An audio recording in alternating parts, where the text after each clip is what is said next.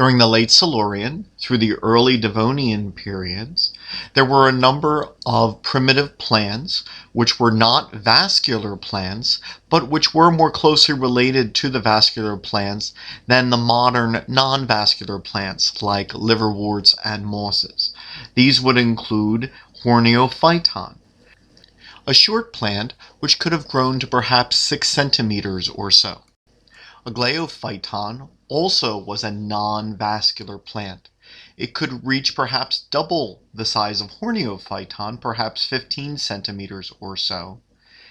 It is thought to be a sister group to the vascular plant. So while it is not a vascular plant, it is more closely related than other known non-vascular plants.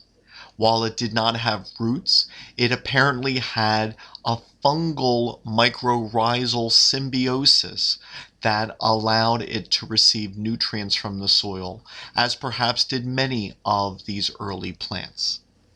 Cookonia, a plant which was very common throughout the world from the mid-Silurian period to the early Devonian, is the oldest known vascular plant.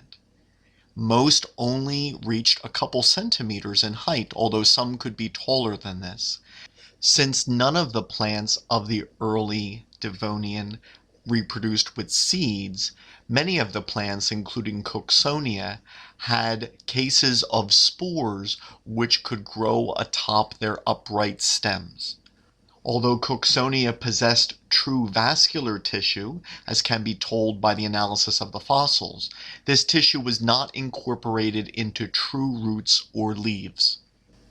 The evolution of vascular tissue allowed early vascular plants to grow taller, as is evident in Rhinia of the early Devonian.